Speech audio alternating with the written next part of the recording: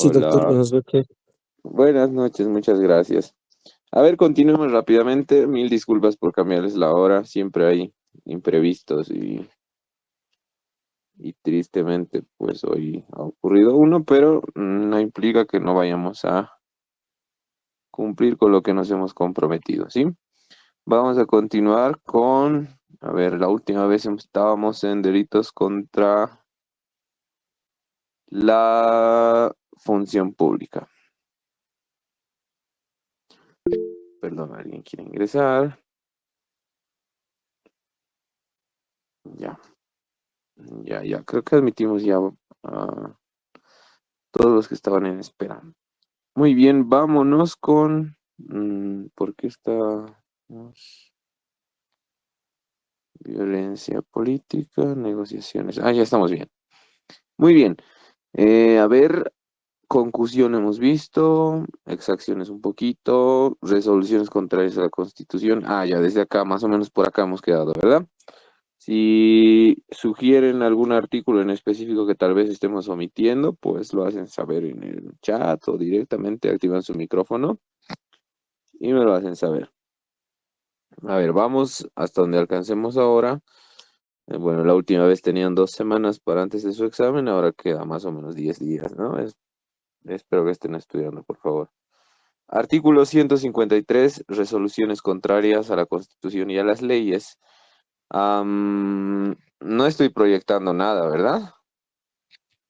No, doctor. No, no. Eh, ya. Es que solo estoy del celular. Bueno, para tal vez algunos no tienen el código. Denme un segundito. Voy a compartir el compendio que tengo. Ya, acá estamos.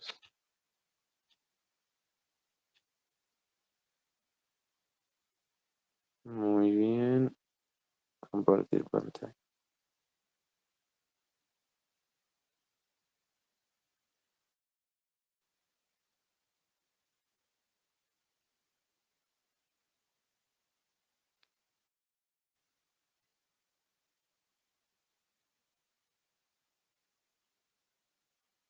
Ah, no me deja compartir pantalla.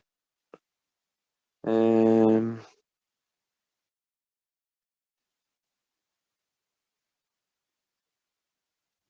Estimado Yuri, si gusta compartiendo ese código penal que tenías para poder manejar sobre lo mismo.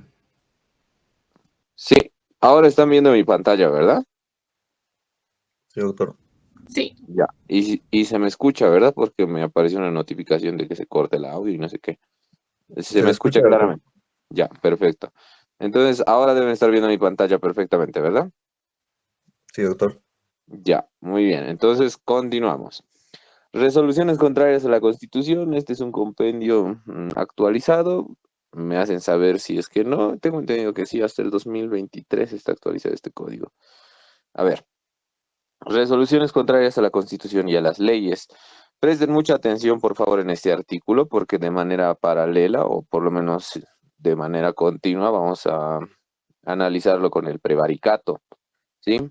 Entonces, este es un tipo penal que seguramente el doctor les ha explicado con el debido detenimiento, puesto que requiere un poquito de análisis. Hay algunos delitos, como ustedes bien saben, que requieren más análisis que otros, ¿no? Este es uno de esos especiales. A ver, primero, siempre la precisión ha sido modificado por la ley 1390, ¿sí? Siempre les recomendé y sigo recomendando que, por favor, tienen que leer bueno, a ver, admitamos a las personas, tienen que leer de manera obligatoria, creo yo, para tener un buen aprendizaje esa ley. Vamos entonces. Como todo este capítulo, el sujeto activo siempre va a ser un funcionario público, ¿verdad? En este caso es un servidor, una servidora pública, vamos a poner, por omitir todas las otras palabras. Eh, no todas las autoridades o servidores públicos dictan resoluciones. Bueno, creo que canceló su solicitud.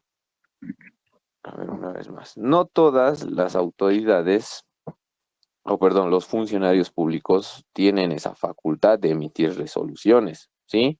u órdenes arbitrarias y manifiestamente contrarias a disposiciones expresas. Ustedes bien saben que de acuerdo al 410 de nuestra Constitución Política del Estado, hasta arriba que está la Constitución, ¿verdad? Como norma suprema. Debajo de ella las leyes, debajo de ellas los decretos supremos, debajo de eso los reglamentos y demás. Pregunta sencillita. ¿Hay algo sobre la Constitución? ¿Hay alguna situación de algún tipo de normativa que puede estar por encima de la Constitución?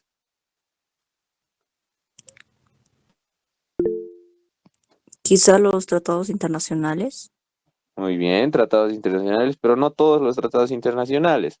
¿Qué tipo de tratados En internacionales? materia de derechos humanos. Exacto, perfecto, me alegra que sepan eso.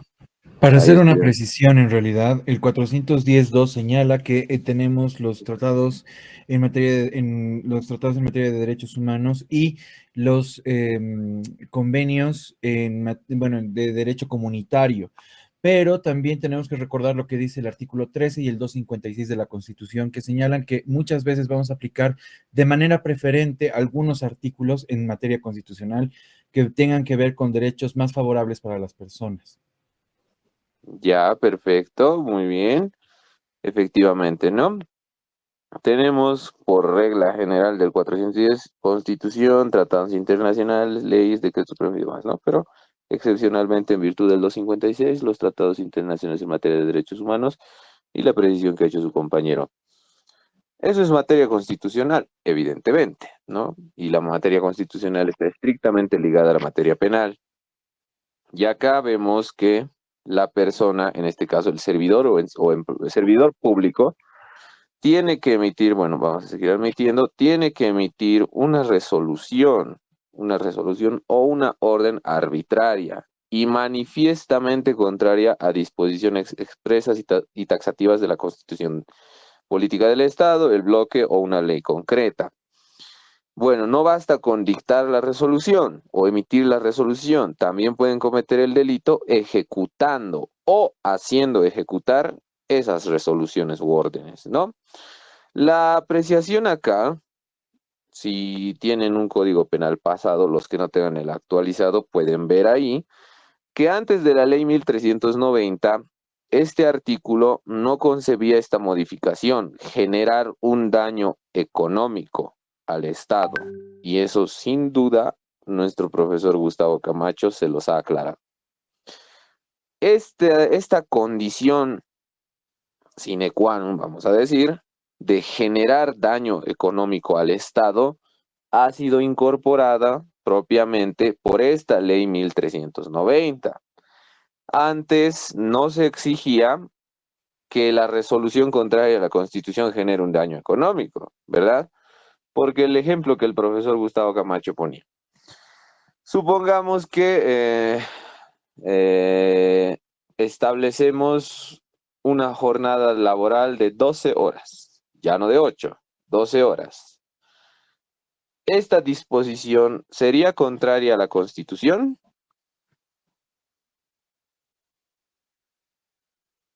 A ver. Abiertamente no, porque en realidad la Constitución no establece una jornada laboral como de 8 horas, solo establece un trabajo digno. Sin embargo, la norma siguiente, que sería la Ley General del Trabajo, sí señala que tiene que haber una jornada laboral de 8 horas para el varón durante el día, para la mujer igual, con una cantidad de X de horas, ¿no? 40, 36 horas, etcétera, que están establecidas dentro de la Ley General del Trabajo.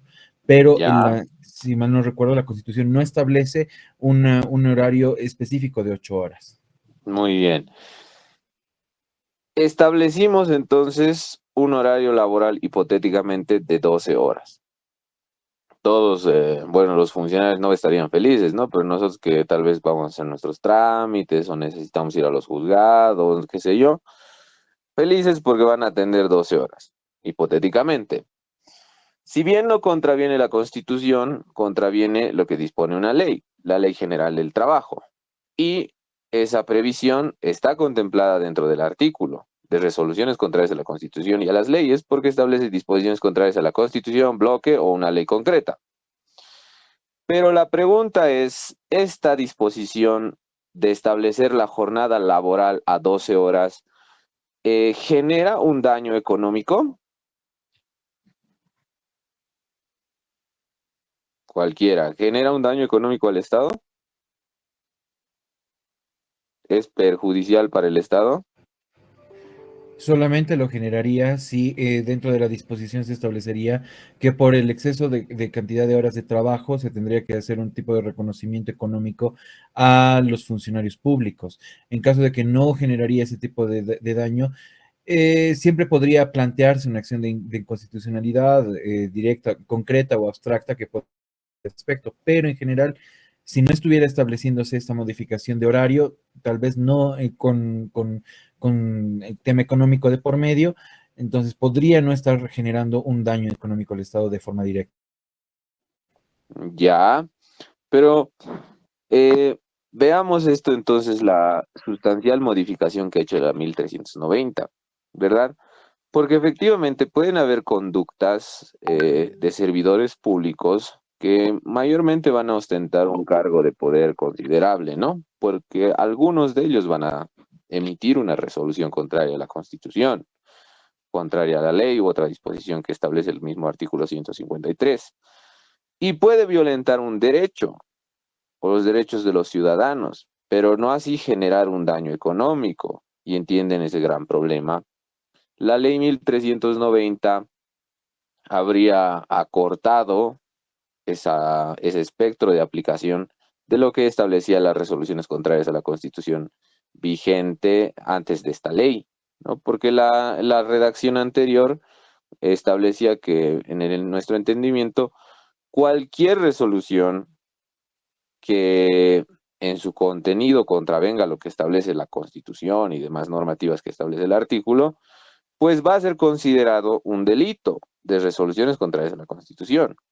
Pero con esta modificación de la ley 1390, no cualquier resolución contraria, así violente derechos, ¿no? Un derecho fundamental tal vez, no va a ser delictiva. La condición, de acuerdo a la ley 1390, es que aunque violente derechos y demás, la condición para subsumir un hecho a esta conducta típica es que genere un daño económico al Estado o afecte sus intereses, ¿verdad? Esa apreciación tenemos que tenerla bien en claro, porque es una modificación importante. A algunos les puede parecer bien, muy bien, derecho de derecho con carácter fragmentario, subsidiario, última ratio, lo que ustedes quieran. Pero en muchos sentidos podría interpretarse como que ha restringido solo al daño económico del Estado. ¿Y qué pasa cuando esas disposiciones normativas, estas resoluciones, pueden contravenir un derecho humano, un derecho fundamental? ¿Verdad? Entonces esa consideración tienen que tenerla muy en cuenta. Ahora, acá establece la servidora o servidor, empleada o empleado público. Yo les pregunto, ¿un juez, la clase anterior me dijeron, es un servidor público? Evidentemente, ¿verdad? ¿Puede el juez cometer el delito de resoluciones contrarias a la Constitución y a las leyes? Este artículo que estamos hablando, el 153, ¿puede? El juez comete prevaricato, doctor, no resoluciones contrarias a la ley. Exactamente, ¿verdad? Y esa es una distinción. Y muchos discrepan de esta posición, ¿verdad? Algunos manejan el fundamento de que el juez tal vez puede cometer este mismo delito, incluso en concurso con el prevaricato. Personalmente, por ello yo creo que por el hecho de que el juez es servidor público, pero un servidor público, vamos a decir entre comillas, diferente, tiene un tipo penal específico para él, que llamamos prevaricato, como lo ha señalado el compañero, ¿verdad? Y por eso vamos a trabajar de manera simultánea. Miren, o bueno, no, ya no simultánea, ¿no? Consecuente, vamos a decir, porque ya no van a poder ver ahí las resoluciones. Acá está el prevaricato. El prevaricato, distinguidos estudiantes, ha sufrido modificaciones, ¿sí? La ley 1390 lo ha modificado y esta ley 1443 también. Esta ley 1443 es la última modificación que se tiene respecto a este tipo penal Y miren, ahí pueden ver el artículo y establece prevaricato de juez y fiscal. ¿Sí? Y acá, por favor, respecto al prevaricato, les ruego, si no estaban atendiendo antes, por favor presten mucha atención. Este es un delito, vamos a decir, que requiere un análisis un poquito más utilizando terminología de derecho procesal en algunos aspectos. Por eso les ruego que tengan comprensión y voy a tratar de explicarme lo más claro que pueda. Si no comprenden algo, pues entonces me hacen saber. Primero, la jueza o juez, bueno, ahí tenemos siempre la misma disquisición todos, ¿no? A algunos les parece bien, a otros no. Bueno, vamos a entender que el juez, en el ejercicio de sus funciones, dicte resolución manifiestamente contraria a la Constitución política del Estado, al bloque de constitucionalidad o a la ley. Bueno, ya, hay una pausa. ¿Qué diferencia de un servidor público que comete un delito de resoluciones contrarias a la Constitución establecido en el 153, que lo acabamos de ver hace minutos o hace segundos, del artículo 173 que estamos viendo acá?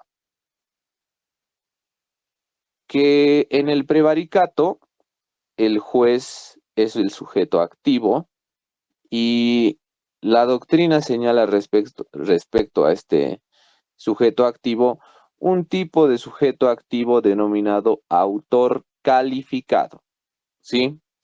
Porque no es cualquier servidor público. Es un servidor público muy bien, pero que tiene un cargo de juez. Administra justicia. Ustedes están pasando teoría general del proceso. Conocen la ley 025, la ley de organización judicial. ¿Qué establece esa ley sobre la jurisdicción y competencia? Cualquiera. A ver, al azar, a ver. Siempre es bueno despertar a los que están durmiendo. A ver. A mí ya abandonó Graciela Pilullo ya. A ver, no sé. Naomi Kino, ¿nos está escuchando? Sí, doctor, pero desconozco de la ley. Pero ¿no recuerda algo? ¿Qué es jurisdicción y qué es competencia? Mi jurisdicción, si no estoy mal, es como que el espacio donde ejerce competencia un juez y es determinado por territorialidad. Bueno, eso iría más a la competencia, ¿verdad? Pero la jurisdicción, a ver, revisen por favor en su ley 025 y corríjanme si estoy mal. En sus artículos 11 y 12 debe estar la ley 025. En la ley 025, la jurisdicción y competencia.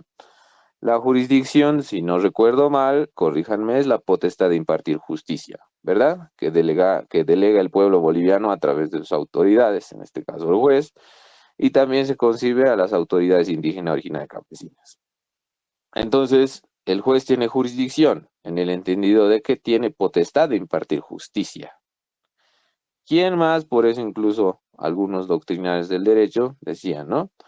Que el juez es el único que nos juzga en la tierra, vamos a decir, ¿verdad? Porque el juez define nuestra situación. Vamos a decir, entre comillas, bueno, no es tan así, pero entre comillas vamos a ponerlo como Dios, ¿no? Porque administra justicia, no una justicia divina, administra una justicia humana, ¿verdad? Esta justicia, imagínense, el juez tiene un cargo o ostenta de poder considerable. En la materia penal, un área muy sensible,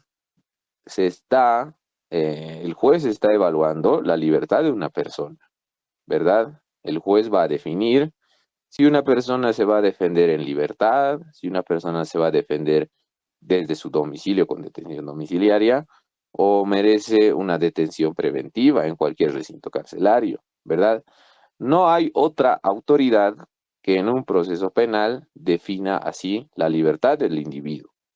Entonces, el juez tiene jurisdicción. La competencia doctrinalmente se dice que es el límite de la jurisdicción. ¿Por qué? Porque va a delimitar esa jurisdicción en tres aspectos, ¿sí? En materia, en territorio y ahí se me fue, territorio, materia y jerarquía. Esos tres. ¿Por qué? Porque un juez puede tener jurisdicción en la ciudad del Alto, ¿verdad? Pero será competente en la ciudad de La Paz para atender determinados aspectos, en muchas situaciones no, ¿verdad? Un juez que tiene jurisdicción en el área civil tendrá competencia para juzgar un hecho delictivo por asesinato, no, ¿verdad? El juez ad quo que resuelve una situación de determinada forma, ¿verdad? Y esta resolución se apela porque hay tenemos el derecho de recurrir las diferentes decisiones judiciales y se eleva a una instancia superior, ¿verdad?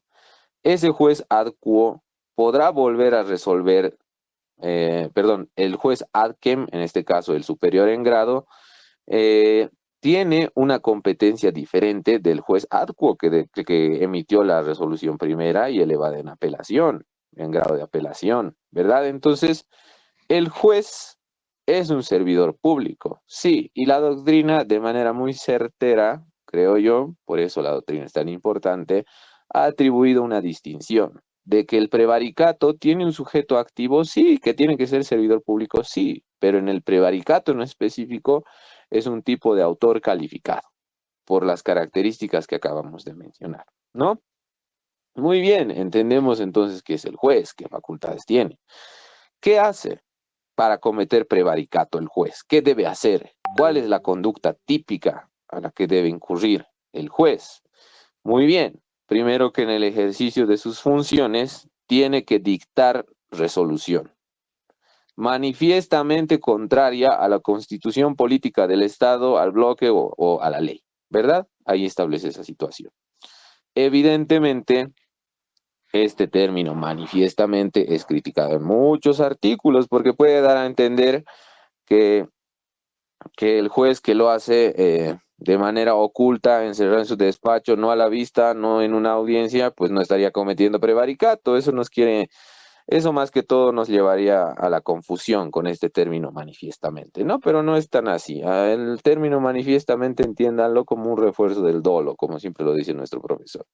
Porque si no, la persona o el juez que emite su resolución dentro de su despacho, pues entonces no estaría cometiendo prevaricato. Entonces, esa apreciación, por favor. Dicta esta resolución contraria a la Constitución y a esas disposiciones que establece el artículo. Muy bien. Haciendo lo que éstas prohíban o dejando de hacer lo que mandan. ¿Qué entienden en esta situación? Doctrinariamente, ¿qué figura jurídica atribuimos a este fragmento del tipo penal? Haciendo lo que éstas prohíban o dejando de hacer lo que mandan. ¿A qué les suena? ¿A qué les recuerda?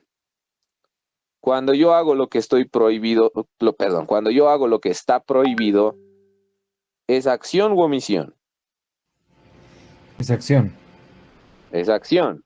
Y cuando dejo de hacer lo que mandan, ¿es acción u omisión? Omisión. Omisión. Omisión, ¿verdad? Entonces, de acuerdo a lo que establece el tipo penal, el juez podría estar cometiendo prevaricato por acción u omisión. No son excluyentes la acción y la omisión, ¿no? Una no excluye a la otra. En este caso, podemos sostener esa ambivalencia, ¿no? Que por acción o por omisión puedo cometer prevaricato si yo soy juez y dicto mi resolución contrario a lo que establece la Constitución.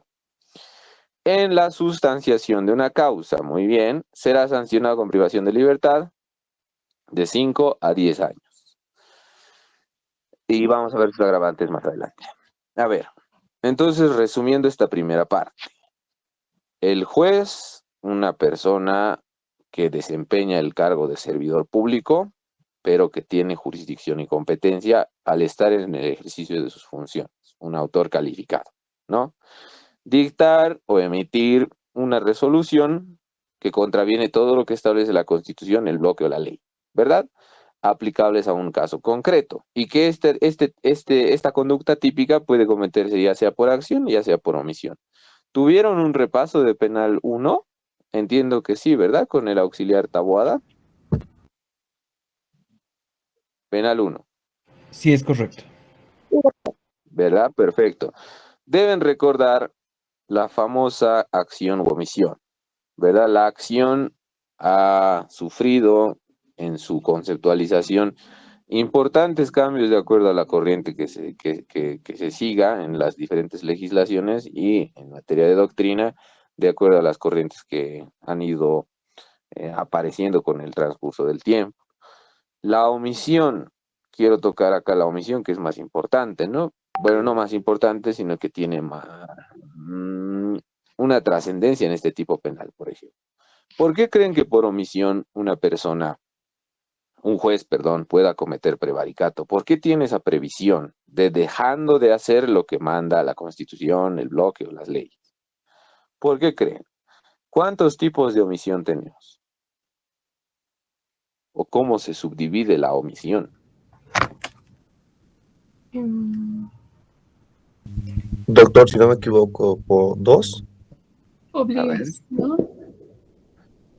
A ver, adelante, cualquiera. Estamos recordando. Doctor, puede ser propia e impropia. Muy bien, propia e impropia. Exacto, esa es la división de la omisión. ¿Y qué los diferencia? ¿Por qué una es propia y por qué la otra es impropia?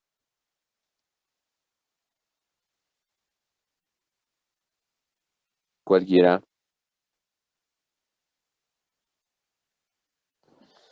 Cuando hablamos de omisión, por favor les ruego que lean al profesor Santiago Mirpuig, busquen el capítulo de la omisión, ahí sí les voy a fallar, no recuerdo, más que todo en Roxin a veces suelo recordar capítulos o páginas, pero el profesor Santiago Mirpuig explica estas categorías con ejemplos muy comprensibles. Hablamos de una omisión propia y una omisión impropia. La omisión propia es también denominada omisión pura y simple, ¿sí? Y la omisión impropia es la famosa comisión por omisión. Cuando hablamos de la primera, omisión pura y simple u omisión propia, cualquiera de esos dos nombres, hablamos de que sería una conducta en la que yo no cumplo con lo que establece un mandato, ¿sí? Si el mandato me establece, qué sé yo, que en un accidente de tránsito debo prestar auxilio, es una orden, tal vez es una norma de carácter social, moral, la que ustedes quieran, y que además puede estar referido en una ley indirectamente. Si ustedes ven que enfrente de sus ojos hubo un accidente de tránsito y ven posibles personas que pueden ser salvadas, que pueden ser auxiliadas, rescatadas, que pueden sobrevivir, y ustedes se hacen de la vista gorda, así como decimos vulgarmente, y se van, estarían cometiendo un delito. Peor aún, si ustedes han ocasionado ese accidente de tránsito y no auxilian, estarían cometiendo un delito. Esa es la pregunta. ¿Hay formas de cometer delitos por omisión pura y simple? Sí, completamente. Y acá me remito al profesor Roxin. Ponía un ejemplo. Si yo soy una persona que tengo todas mis facultades, bueno, no facultades, tengo o utilizo los 5 sentidos con normalidad y veo que un ciego está caminando hacia un precipicio, ¿sí? El quedarme callado, el hacer como que no estoy viendo nada y permitir que el ciego camine a ese precipicio y evidentemente de manera inminente cae por el precipicio y muere, ¿tendré alguna responsabilidad penal? Pregunta el profesor Roxy. La respuesta es, ¿qué opinan ustedes? Consideremos que sí, porque se trataría de una omisión propia, porque el no prestar auxilio a una persona en peligro, obviamente la ley penal específicamente obliga a que debemos ayudar a alguien que se encuentra en un peligro inminente. Y si una persona no cumple con esa obligación, obviamente se está configurando la omisión propia. Y de esa manera estaría constituyéndose lo que llamamos nosotros la omisión pura, ¿no? Que es penable también. Punible, perdón. Exactamente. Y es el mismo razonamiento que el profesor Roxin establecía.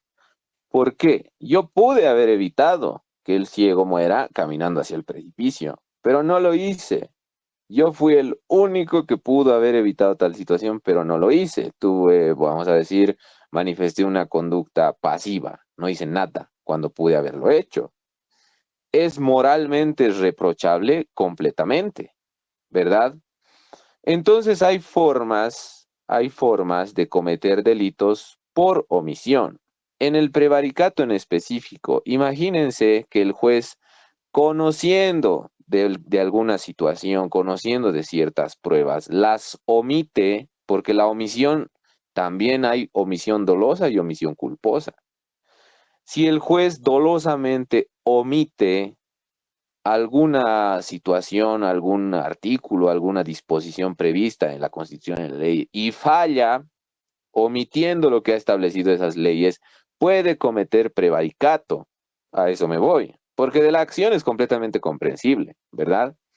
Pero respecto de la omisión, hablemos del otro tipo de omisión, la omisión impropia, la omisión, la denominada, la famosa comisión por omisión también. Esta omisión impropia es un tipo especial de omisión, ¿sí? Acá debemos hablar de manera imprescindible de la famosa posición de garante, la Garantenstellung, que decían los alemanes. Esta posición de garante la tienen ciertos individuos que tienen un deber de protección del bien jurídico específico. Tienen esa obligación de proteger un bien jurídico en específico, ¿sí? Y acá debemos remontarnos al control de las famosas fuentes de peligro, que es un ejemplo más ilustrador. Alguna vez hemos hablado en clases, creo con ustedes, de las personas que tienen perros considerados de raza peligrosa, ¿verdad? Ahí vemos notoriamente esta figura de la Garantenstellung o posición de garante. La persona que es propietaria de un animalito considerado, entre comillas, de raza peligrosa, existe una ley. A ver, ahorita, bueno, buscaría mi artículo, pero no, a ver, les debo el número de la ley. Escribí sobre eso, no sé cómo se me olvidó la ley. Hay una ley, si alguno lo va googleando, lo va a encontrar. La ley que establece qué razas de perritos son consideradas peligrosas, ¿sí? El bulldog, el pitbull terrier y demás, ¿no? Tiene una lista de qué perritos son considerados, qué razas de perritos son considerados perros de raza peligrosa. Y que la misma ley establece que el sujeto, el individuo que es propietario de ese animalito, tiene que tomar pues, sus previsiones, ¿no? Llevarlo con bozal al parque o a un ambiente abierto, tiene que llevarlo con bozal, con correa no extensible, tiene que cumplir con sus vacunas, tiene que pagar un seguro, tiene que tomar las diferentes previsiones que la ley establece, incluso tiene que registrar a su animalito a nivel municipal. Todo eso establece la ley. Nosotros, muchos, ni hemos leído la ley, ni sospechamos qué obligaciones tenemos respecto de esos animalitos. Imagínense que yo soy tan negligente o que soy tan descuidado o conociendo de tal situación de mi perro, dolosamente omito ponerle bozal a mi perrito y lo llevo al parque. Y qué sé yo, mi perrito es muy, reacciona a cualquier estímulo de manera violenta. Muy bien, un niño se le acerca, le golpea con lo que ustedes quieran imaginarse. El perro reacciona como todo animal cuando se le ataca y pues muerde al niño y le arranca un dedo. Así pongamos el caso hipotético que no es alejado de la realidad, ¿no? Hay muchos casos en los que se ha tenido que sacrificar al animalito. Y le arranca un dedo. Entonces, ahí vemos la importancia de la posición de garante del sujeto respecto a la protección de un bien jurídico en específico, ¿verdad? La vida, la salud, la integridad corporal, del otro individuo es un bien jurídico. Y yo, al ser el propietario del animalito, al estar en una posición de garante respecto al bien jurídico, vida, salud, integridad, lo que ustedes quieran, que debo proteger, si de manera negligente, de manera dolosa, cualquiera de las dos, omito las obligaciones que me mandan, estaría cometiendo el delito por omisión. Ahí está la famosa comisión por omisión. ¿Sí? Entonces, el juez en este prevaricato tiene una posición de garante específico. Esa es la pregunta, ¿verdad? Estará en una posición de garante respecto a la protección de un bien jurídico en específico. Esa es la pregunta, porque al parecer sí, de acuerdo a lo que el tipo penal establece. Al establecer el tipo penal omisión en su redacción, dejando de hacer lo que mandan la Constitución, el bloque o la ley, pues entonces inferimos que el juez puede cometer prevaricato, ya sea por omisión propia, impropia, ¿no? La acción se comprende a cabalidad. Primer párrafo concluido, por favor. No es el único, ¿verdad? Hay mucho más que explicar en los tres parágrafos, perdón, de abajo. Parágrafo segundo. En la misma sanción, 10 años, incurrirá la o el fiscal que en el ejercicio de sus funciones realice alguna de las siguientes conductas. Primero, el fiscal es servidor público. ¿Dónde pertenece? ¿Qué tipo de autoridad es? ¿Está regulado por la Constitución? Esa figura de fiscal. No nos vamos a inventar algo, o se está inventando algo el Código Penal. ¿Alguien sabe? ¿Alguien conoce? Tal vez muchos están haciendo pasantías, ¿no? Los veo a muchos ahí. A veces paso por juzgados y fiscalía y veo que muchos están haciendo pasantías, ¿no? Tal vez alguno está en fiscalía. ¿Conocen la figura del fiscal? ¿Alguno? El fiscal pertenece al Ministerio Público, doctor. Es un tipo de funcionario. Muy bien, muy bien. Adelante, Sí, adelante, continúe, por favor. perdón. Es un funcionario que pertenece al Ministerio Público que representa la defensa de la sociedad frente a los delitos que se vayan a producir, ¿no? Exactamente, ha dicho las palabras clave, ¿no? Primero, que el fiscal es un servidor público, perteneciente al Ministerio Público. Y el Ministerio Público, por eso su nombre, tiene entre sus funciones, o es considerado entre sus funciones, defensor de los intereses de la sociedad. ¿Qué pasa? A ver, pongámonos en un ejemplo. Cuando ocurre un delito de acción penal pública, qué sé yo, un asesinato o un feminicidio, ¿verdad? Muy bien, unos llaman, cualquiera de ustedes puede llamar, ha visto el hecho, no lo ha cometido, lo ha visto, llama a la policía, denuncia, ¿no? El Ministerio Público, al ser defensor de los intereses de la sociedad, debe actuar bajo ese famoso principio procesal, oficialidad. El fiscal tiene un representante, el Ministerio Público, como su representante está el fiscal. Él tiene que actuar de oficio y entre las funciones más conocidas del fiscal es la de promover la acción penal pública. Promover la acción penal pública. ¿Eso qué significa? Que el fiscal es el director funcional de la investigación. ¿Sí? ¿Tiene brazos operativos? Sí. La policía y ¿quién más? ¿Quién más ayuda al fiscal? Colabora en su labor investigativa. El Instituto de Investigaciones Forenses. Perfecto, perfecto, distinguidos estudiantes. Muy bien. Exactamente. Y ahora, seguimos leyendo. En la misma sanción, o sea, entendemos que el fiscal puede cometer prevaricato, sí. ¿Cuánto es su sanción? De 10 años, igual que la de un juez, ¿no? Que en el ejercicio de sus funciones realice alguna de las siguientes conductas. ¿Qué tiene que cometer el fiscal para cometer prevaricato? 1. Dictar requerimiento o resolución conclusiva contraria a la Constitución política del Estado, bloque de constitucionalidad o ley aplicable al caso. Y esto, para los que hacen pasantías y demás, o los que van a hacer, pues entonces van a ver que en muchas circunstancias las resoluciones de los fiscales, a nuestro parecer, son contrarias a la Constitución, son contrarias a las leyes, al bloque de constitucionalidad. ¿Qué es ese famoso requerimiento conclusivo? Requerimiento o resolución conclusiva, porque eso tenemos que entenderlo, ¿verdad? ¿Qué es ese requerimiento?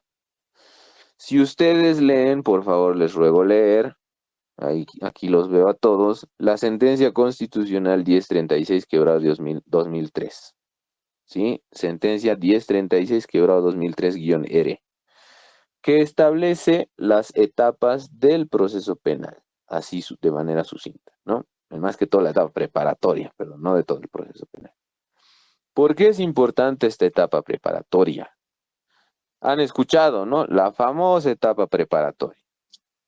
Algunos le dicen, bueno, no, ahorita en la subdivisión, pero es la famosa etapa preparatoria porque en toda esta etapa, distinguidos estudiantes, cuando se inicia un proceso penal, esta es la famosa etapa preparatoria en la que ustedes van a poder colectar los suficientes elementos de convicción para sostener que una persona ha sido autor o partícipe del delito.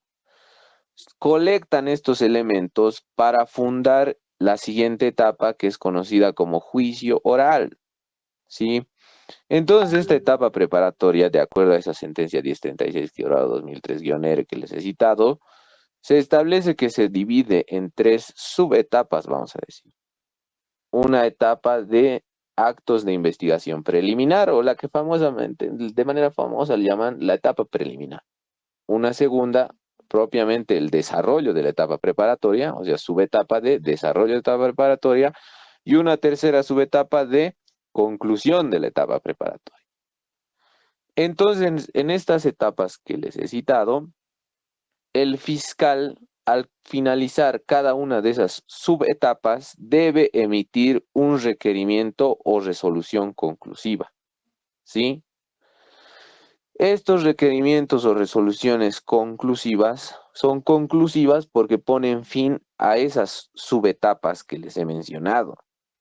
En el caso de la etapa preliminar, artículo 301 del Código Procesal Penal, si no me equivoco, corríjanme, ahí verifiquen en su Código Penal, 301 del Código Procesal Penal, la ley adjetiva penal. Se establece que la etapa preliminar tiene un plazo de 20 días, ¿sí? Pero, como siempre mis profesores me lo han enseñado, y como también lo estoy viendo ahora, esos 20 días, distinguidos estudiantes, no les alcanza para hacer nada en actos investigativos, ¿sí? No les alcanza para hacer literalmente nada. ¿Puede ser ampliada esta etapa preliminar? Sí, a solicitud del Ministerio Público, de las partes. Puede ser ampliada hasta 60 días. E incluso más, 120 días en delitos muy complejos. Concluye esta etapa. Imagínense que es un delito de violencia familiar. Sí, muy bien. La hija ha golpeado a su madre o a su abuela, la tortura, le ha lastimado la mano, la insulta, la agrede todo el tiempo. Y entonces constituye un delito de violencia familiar previsto y sancionado en el artículo 272 bis de nuestro Código Penal. Es violencia familiar. Muy bien, hemos iniciado un proceso penal. Se admite nuestra denuncia, nos asignan un fiscal, el fiscal nos asigna un investigador e iniciamos, ¿no? Ustedes como abogados inician con los actos investigativos. Muy bien, supongamos que ya la han citado la parte sindicada, han hecho diferentes actos investigativos, un registro, declaraciones de testigos y demás. Ya transcurrieron sus 60 días. Correspondería, por ley, que al transcurrir esos 60 días, el fiscal tiene que pronunciarse. ¿Pronunciarse con qué? Con ese famoso requerimiento o resolución conclusiva. Y si ustedes ven del 301 en adelante, ¿cuáles son esos famosos requerimientos? Muy bien, dependiendo de los elementos de convicción que hayan colectado, los actos investigativos que hayan realizado, el fiscal puede rechazar esa denuncia o imputar formalmente, o puede solicitar un criterio de oportunidad reglada, que esto no es evidentemente clase de derecho procesal penal, no, lo van a ver en cuarto año, pero les estoy ilustrando más o menos qué es ese famoso requerimiento o resolución conclusiva. Entonces, con esa resolución o requerimiento que emite el fiscal, al finalizar determinada etapa, tiene que dictar esa resolución o requerimiento de manera fundamentada, ¿sí? Tiene que haber fundamentación y motivación para resolver de alguna forma. Muy bien, ha rechazado la denuncia, ¿por qué? Rechazó porque no hay suficientes elementos. Han dicho que la ha golpeado, pero no hay ningún elemento que lo pruebe. Entonces, en virtud de la presunción de inocencia, pues entonces rechazó. Un caso hipotético le estoy planteando, ¿no? Está fundamentando, está motivando. O puede ser que imputó formalmente o se está calificando provisionalmente la atribución de esa figura delictiva. Y con la imputación vamos pues a solicitar en lo posterior medidas cautelares, y con las medidas cautelares ya se lo enviará a San Pedro con detención preventiva, se irá a su casa con detención domiciliaria o se defenderá en libertad pura y simple, ¿no? Pero entonces la imputación también tiene que estar fundamentada y debidamente motivada su resolución del fiscal. Dirá pues que, sí, hemos encontrado, tiene 3 testigos la señora, los testigos han visto que la ha golpeado, entonces es ya un acto investigativo, le da elementos al fiscal y entonces fundamenta e imputa, ¿no? ¿Qué pasa? ¿Qué pasa cuando ese requerimiento o resolución conclusiva es totalmente contrario o contraria a la Constitución? Ahí el fiscal estaría cometiendo el famoso prevaricato, ¿sí?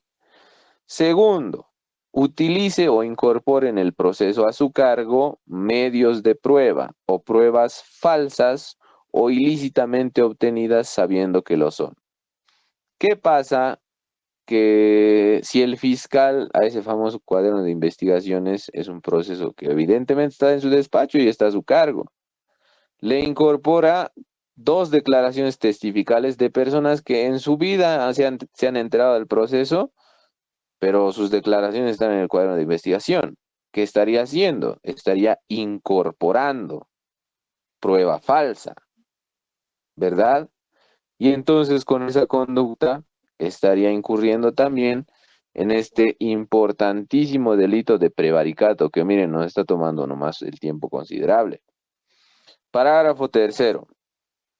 Si como resultado del prevaricato en un proceso penal se condene a una persona inocente, importante esta situación, distinguidos estudiantes, se condene a una persona inocente, se le imponga una pena más grave que la justificable, o se le imponga ilegalmente la detención preventiva, la pena prevista en el parágrafo 1 será agravada en 1/3 en el mínimo y en el máximo. Si como resultado del prevaricato se cause daño económico al Estado, la pena prevista será agravada en 1/3, tanto en el mínimo como en el máximo. Esto, a ver, ha pasado en Bolivia, un caso triste, a ver si lo pueden precisar ustedes. Triste para el que lo han sentenciado, ¿no?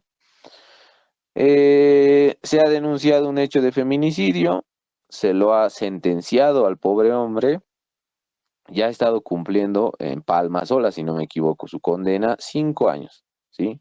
Por feminicidio sabemos nosotros que son 30 años, ¿no? Estaba cumpliendo su condena 5 años y salen los medios, ay, vas a disculpar, señor, tú no habías sido el autor, ¿no?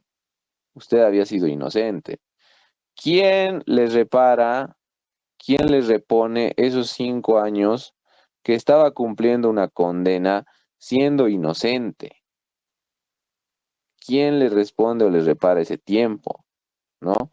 Ya ha salido en las noticias, ¿no? Bueno, no es tan reciente, debe ser unos 7, 8 años tal vez, ¿no? Ni siquiera conocíamos en ese entonces que es prevaricato, pero en Bolivia sucedió.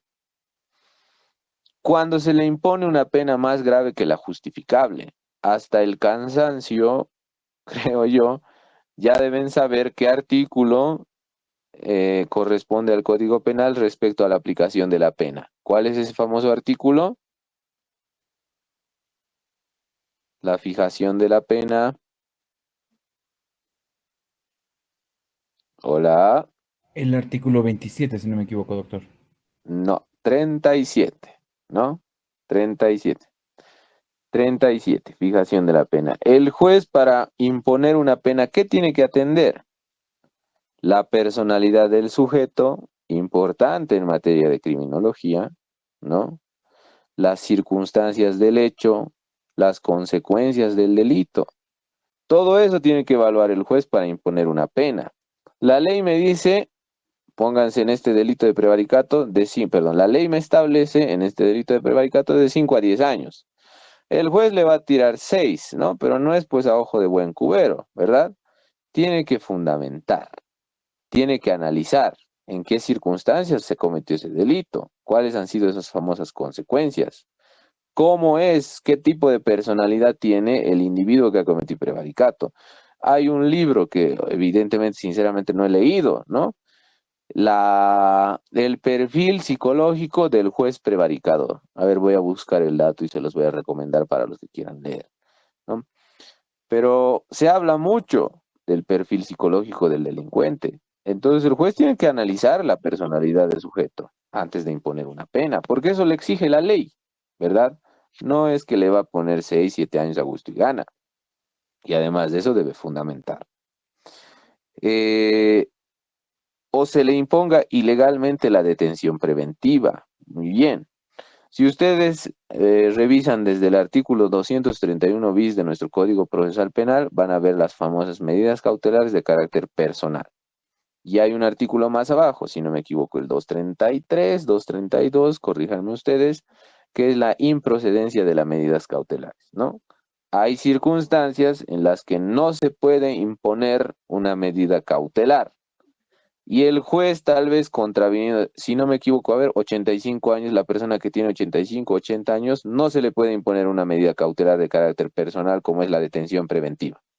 O sea, si el señor, aquí yo estoy juzgando a un señor de la tercera edad que tiene 85 años o más, pónganle 90, y yo lo envío a San Pedro con detención preventiva de 6 meses siendo juez, estaría yendo en contra de lo que ya establece la ley adjetiva penal, porque me está precisando improcedencia de la detención preventiva en este caso, ¿verdad? Y estaría cometiendo el delito de prevaricato.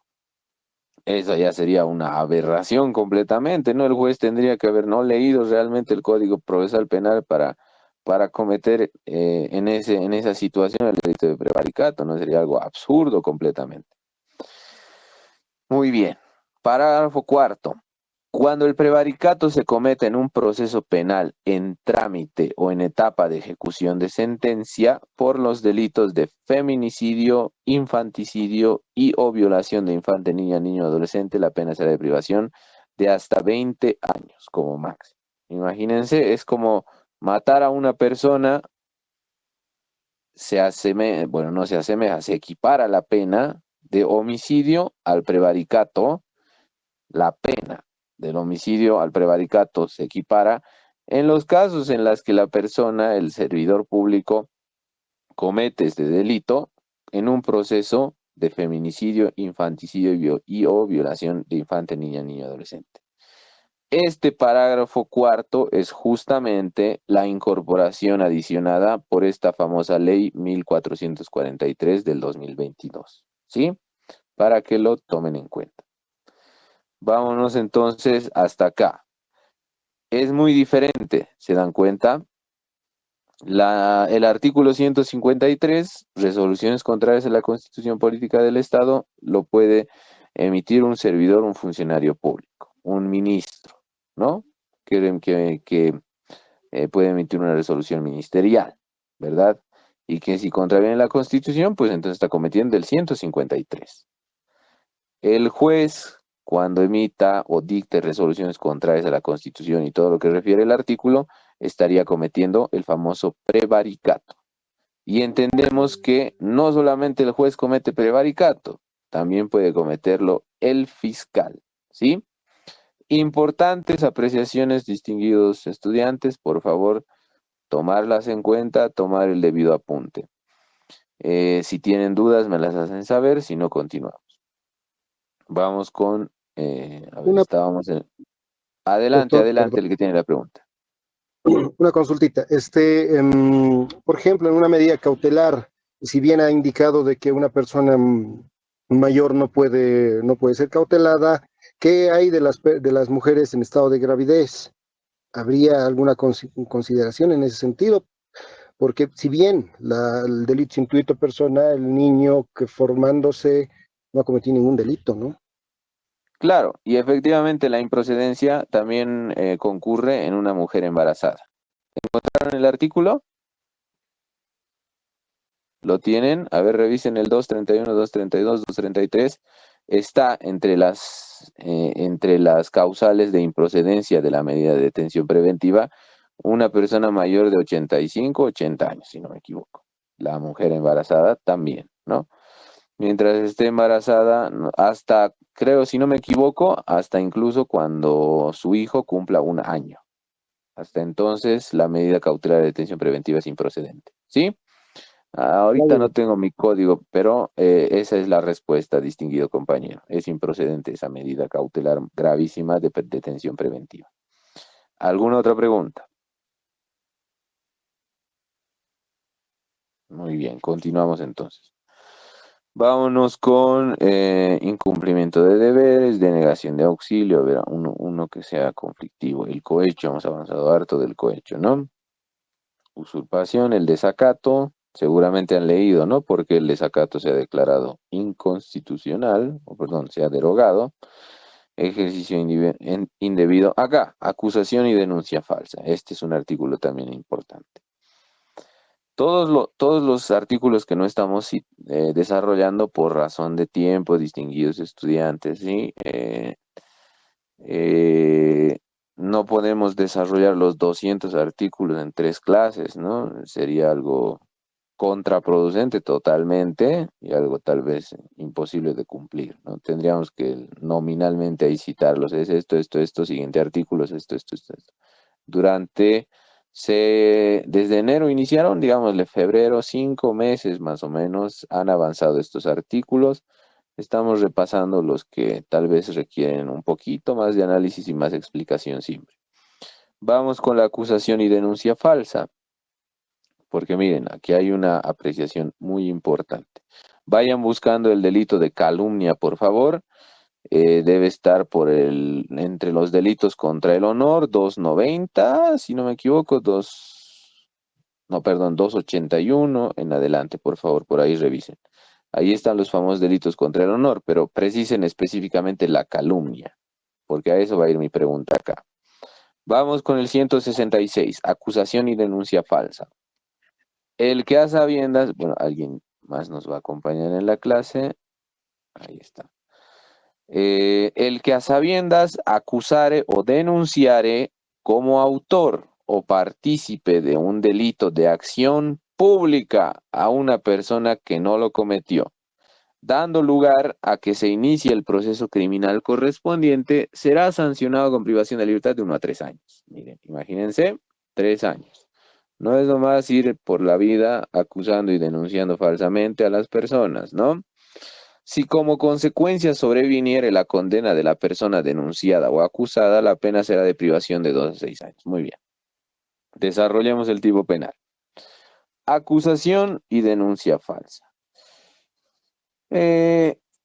Tenemos un tipo de sujeto activo impropio, indeterminado, puede cometerlo cualquier persona, ¿no? Establece aquí acusare o denunciare. Muy bien, las formas de iniciar una acción penal, ¿cuáles son? Les pregunto. A manera de mofa, incluso el año pasado ponía como ejemplo, han visto el TikTok de nuestra facultad, ¿no? Donde les preguntaba, ¿cuál es la diferencia entre denuncia y querella? Y creo que egresados incluso no sabían la diferencia. A ver, ¿cuáles son las formas de iniciar la acción penal? Cualquiera. La acción penal se puede iniciar directamente con denuncia ante alguno de los órganos como ser FELCC o FELCB, por ejemplo, directamente a título personal. Ya, ya, está bien. ¿Alguna otra apreciación?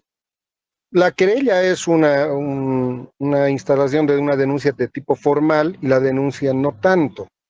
En ese sentido, Ya tenemos dos formas de iniciar la acción penal. Ahorita las vamos a desarrollar. Tenemos denuncia, querella. ¿Qué más? ¿Qué otra forma? La la famosa, querella, Acción ¿han directa. escuchado de la famosa acción directa? ¿Han escuchado o no? ¿O es novísimo el término ahora? ¿Han escuchado? ¿Qué sí, pasa cuando, imagínense, en la puerta de la facultad tenemos kiosquitos, ¿verdad? Justo pasa un, qué sé yo, vamos a decir, un delincuente y sustrae, qué sé yo, todo el dinero de la caserita que ha vendido. Póngale 200, 300 bolivianos. Muy bien. La ha amenazado con un cuchillo, le ha quitado su cartera y ha empezado a correr. Por suerte teníamos un policía en la esquina y lo agarra en el acto, ¿no? ¿Qué tipo de acción penal vamos a iniciar? ¿Por qué forma, no? La famosa acción directa, ¿no? Pero que técnicamente se llama intervención policial preventiva. Todos a su código procesal penal, por favor. Vayan. El 279 debe establecer la intervención policial preventiva, si no me equivoco. Una forma de iniciar la acción penal. La segunda, la denuncia, ¿no? Bueno, nominalmente siempre es la primera la denuncia. Denuncia, artículo 284, pueden corroborar, eso sí estoy seguro. Denuncia, artículo 284 del Código Procesal Penal.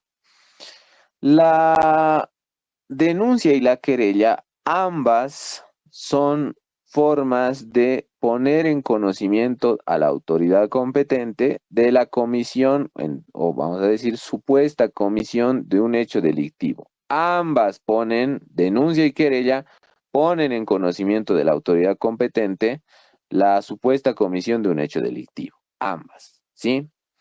La denuncia, ¿sí? Se la puede hacer de manera verbal o escrita. ¿Qué pasa cuando nosotros no, cuando vemos que se ha cometido un delito, ustedes son víctimas en cualquier hecho delictivo que se imaginen? Lo primero que van a hacer no es pues irse a donde quiera que haya un bufete de abogados, contratan y recién, ¿no? En muchos casos, la situación amerita denunciarlo en el momento, ¿no? Por eso hay tantos comerciales que acertadamente dicen, a mi criterio, sufres un hecho de violencia, denúncialo. ¿Qué pasa hipotéticamente si tenemos un caso acá de violencia familiar, ¿no? El más común, que el esposo ha golpeado a su esposa, la ha dejado en un estado muy grave, la mujer tiene un ojo hinchado, moretones por todo lado y ya pónganle que le ha arrancado también cabello, ¿no? La mujer, si quiere denunciar el hecho, no se va a ir pues primero a qué sé yo, a buscar un abogado en donde sea que haya abogados, y le va a decir, doctor, hágamelo mi denuncia por escrito y presentemos mañana, pasado, no sé hasta cuándo se le digne al abogado redactar la denuncia. No, puede hacerlo de manera verbal. Y hay instituciones que el mismo 284 establece. La denuncia se la puede hacer ante la policía boliviana, el Ministerio Público, ¿verdad? Si ustedes se dan un tiempito para ir deben conocer el Ministerio Público, si no, pues vayan a conocerlo, aunque sea por curiosear, ¿no? En la calle Potosí, al lado del Hotel Presidente, está el Ministerio Público. En grande, dicen, ¿no? Ministerio Público. Tienen plataformas de atención donde pueden ustedes ir a denunciar de manera verbal. Han visto, han presenciado un hecho delictivo porque qué sé yo, estaban cerca, bueno, mal día, mal momento, qué sé yo, han presenciado un hecho violento, un hecho de muerte, un hecho de sangre o cualquier otro delito, lo pueden ir a denunciar. ¿Pueden ir ante la policía? Sí. La misma policía. Arriba de la facultad, creo que a 2 cuadritas, tenemos la famosa FELCB, ¿no? Si ustedes se dan un paseíto también entran, pero no es un lugar donde se les va a impedir o restringir el paso, ¿no? La gente entra y sale ahí. Es parte de una institución estatal. Ingresan, en esa FELCB lo que van a encontrar, tristemente, son mujeres, en su mayoría. Mujeres llorando, mujeres golpeadas tristemente, porque las mujeres ahí comúnmente, yo he visto muchos casos, van a denunciar hechos de violencia. ¿Qué pasa? Vas a ventanilla y quiero denunciar un hecho, me ha golpeado mi esposo, el hecho que ustedes quieran. Muy bien, te designan un oficial policial, un miembro de la policía, perdón, y pues te toma tu declaración. Estás denunciando de manera verbal. La denuncia, entonces, es una forma de poner en conocimiento a la autoridad competente de la supuesta comisión de un delito. Se la puede realizar de manera verbal o de manera escrita. Y la denuncia no la tiene que hacer solamente la víctima, ¿sí? Porque el 284 establece que cualquier persona puede denunciar, está facultada para denunciar. Yo estoy acá en mi casa y escucho y veo que al lado, qué sé yo, a mi vecina o a mi vecino lo están golpeando, lo están maltratando su propio cónyuge. Es violencia familiar, ¿no? Y si yo veo que es muy grave, puedo ir yo a denunciar, pero yo no soy la víctima, ¿verdad? Entonces la denuncia no siempre la tiene que hacer la víctima, puede hacerla cualquier persona porque está facultada para denunciar en virtud del 284. Hay personas que están obligadas a denunciar completamente, ¿sí? El 286 debe estar las personas que están obligadas a denunciar, los funcionarios públicos, personales de las ramas médicas, un enfermero, un médico cirujano, están obligados a denunciar. Y eso también voy a explicarlo cuando veamos el tipo penal del aborto, ¿sí? Cuando repasemos el tipo penal del aborto. Pero entonces hay personas que están facultadas. Cualquier persona está facultada para denunciar. Pero también hay sujetos que están obligados a denunciar, ¿sí? Determinados hechos delictivos. Entonces, en resumen, denuncia, forma de poner en conocimiento a la autoridad de que se ha cometido un supuesto hecho delictivo. 1. ¿Se puede hacer de forma verbal o escrita? Sí. ¿Estamos facultados para denunciar todos? Sí. Y además, como no tiene un requisito en específico, ¿no? Al ser verbal o escrita no te exige con precisión quién es el autor, porque en el proceso penal puede haber una denuncia contra un sujeto no identificado. Se puede realizar la denuncia contra una persona que no se ha identificado. Muy bien, me han asaltado, me han quitado, qué sé yo, toda mis $20,000 que he retirado del banco, ahorros de toda mi vida, y no identifiqué al sujeto, tenía barbijo, tenía una capucha, y no por ello no voy a denunciar, porque no sé quién es. Pueden denunciar contra una persona que no se ha identificado, ¿no? Y la denuncia no siempre, no necesariamente tiene que hacerla la víctima. Como les dije, puede hacerla cualquier persona. 1. Vamos al segundo. La querella, artículo 290, toditos con su código procesal penal. Porque es importante que entiendan esta cuestión antes de hablar de la acusación y denuncia falsa. La querella también es una forma de poner en conocimiento a la autoridad de que se ha cometido un supuesto hecho delictivo. Sí, sí lo es. Pero la querella requiere ciertos requisitos y formalidades, ¿no? Lo que establece el artículo 290 y más abajo. Además, la querella solamente se puede presentar ante el Ministerio Público. No puede ser presentada ante la policía como la denuncia. Y la querella, a diferencia de la denuncia, solamente puede ser presentada de manera escrita, ¿sí? No hay querella verbal, ¿no? La querella se debe presentar por escrito, con memorial, vamos a ponérselo así, ¿sí? Importantes diferencias entre estas dos, ¿no? Si quieren reír un poco, busquen ese TikTok que les mencioné para que veamos que muchas veces no les dedicamos la debida atención a aspectos fundamentales, ¿no? Entonces, hay formas de iniciar la famosa acción penal pública, ¿no? Sabemos que si se puede resolver de alguna otra forma, carácter fragmentario y subsidiario del derecho penal, por eso última ratio del derecho penal, debería hacerse. Pero tristemente, como decía uno de mis profesores, perdón, utilizamos el derecho penal para todo, queremos utilizar el derecho penal, ¿no? Me debe, muy bien, lo denuncio, ¿no? Inicio un proceso penal, no me quiere pagar, habiendo otras vías tal vez de solución, ¿no? Pero ese no es objeto del debate acá. El que a sabiendas acusa o denuncia como autor o partícipe de un delito de acción pública. Y acá también presten mucha atención. El que te diga un delito de acción pública, ¿qué les está infiriendo? A ver, cualquiera ya están durmiendo. No se preocupen, ya vamos a concluir en minutos. El hecho ¿Qué de es que el lesivo a tipo toda, penal... ¿Perdón? que es lesivo a El toda la hecho... sociedad? Está compuesto por, Ya, les... está contemplado en el artículo, ay, olvidé el artículo porque hay delitos de orden privado y delitos de orden público, ¿no? Exactamente, y a eso me iba. Muchas gracias, distinguido compañero. Eso.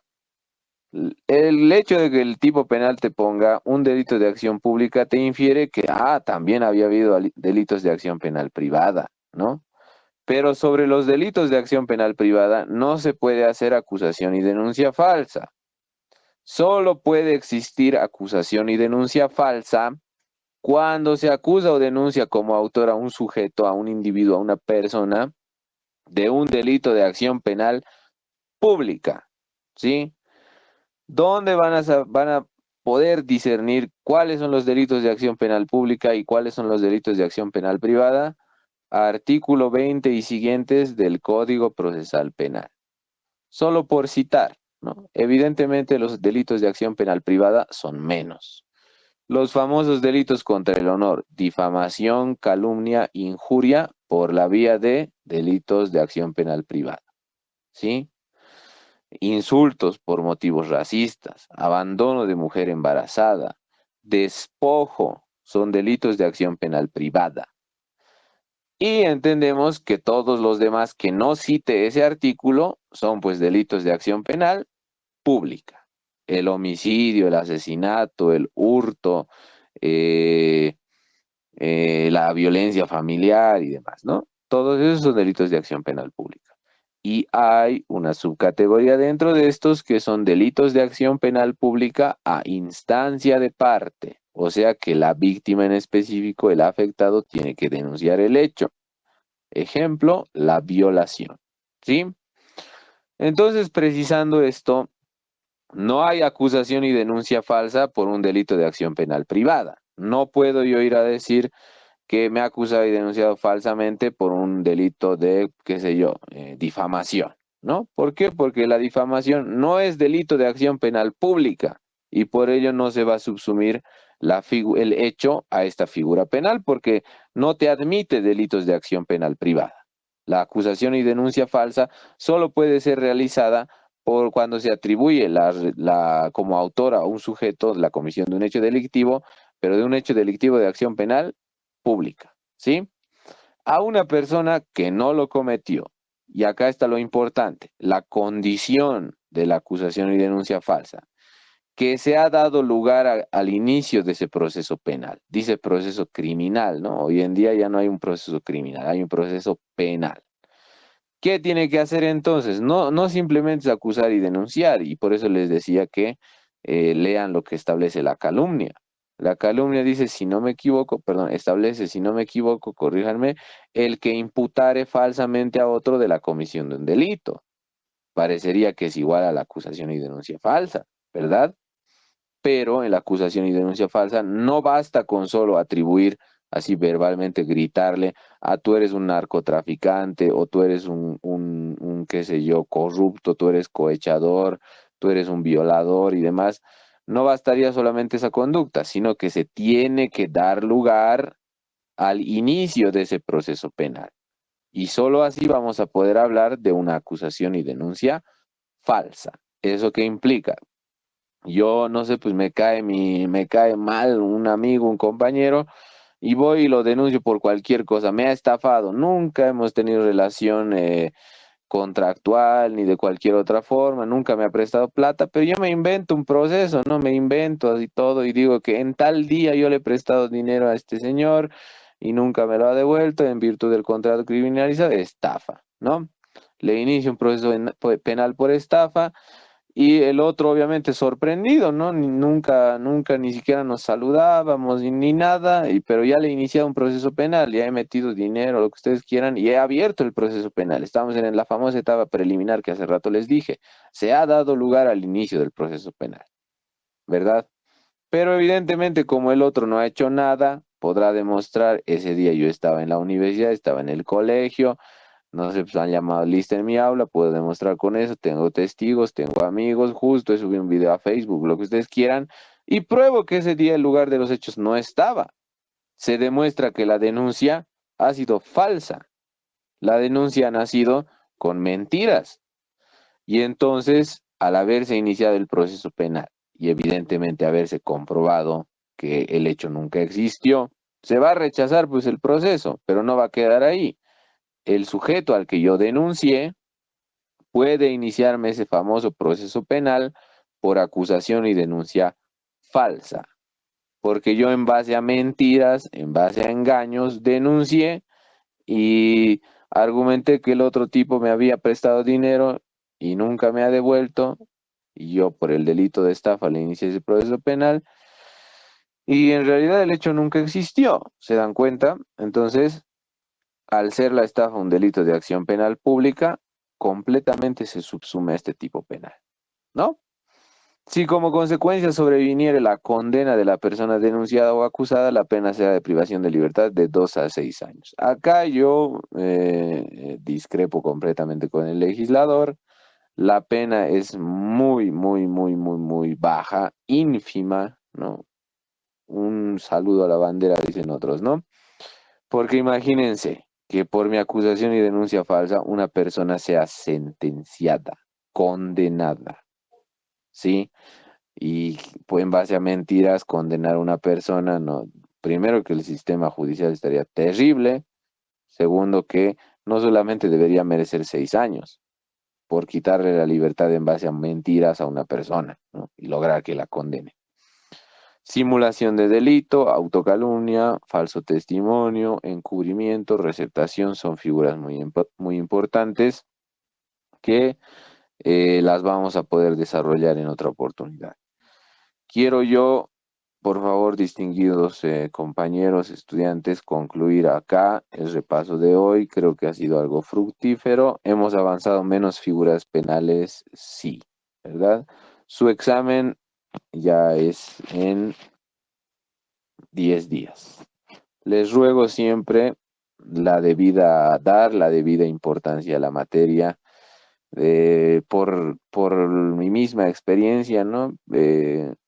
Hace 2 años también yo he sido auxiliar de nuestro distinguido profesor Gustavo Camacho, y créanme que de todas las materias de penal que llevan en la universidad, penal 1, 2, criminología y procesal penal, penal 2 es de las más exigentes, ¿sí?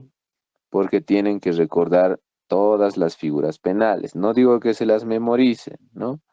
Recordar todas las figuras penales. Consejo, ¿qué hacía yo cuando me postulé para ser auxiliar? Cada día repasaba un título del Código Penal.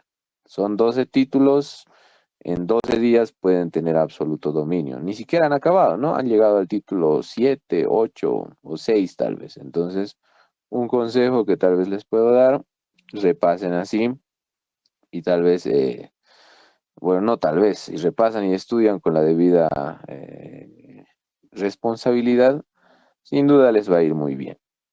Vamos a poder agendar una tercera tal vez sesión para que podamos recapitular algunos artículos, pero esta tercera sesión ya por favor quisiera que ustedes me enlisten los delitos que quieren en específico. Tal vez estoy hablando del prevaricato cuando ustedes ya lo han repasado, qué sé yo, 100 veces el prevaricato y solamente les estoy aburriendo, ¿verdad? Entonces, por favor, para esta tercera sesión de existir, de estar de acuerdo ustedes, por favor enlisten los delitos que consideren más trascendentes para repasar, ¿sí? Ya coordinen ustedes vean, qué sé yo, y la modalidad también defínanla si así ustedes desean, ¿sí? Por lo pronto, gracias por su tiempo, por su atención. Nos encontramos, si desean, en una tercera sesión, tal vez la siguiente semana. Y si no, pues éxitos en su examen, distinguidos estudiantes. Gracias, buenas noches, hasta luego. Buenas noches, Yuri, muchísimas gracias. Buenas noches.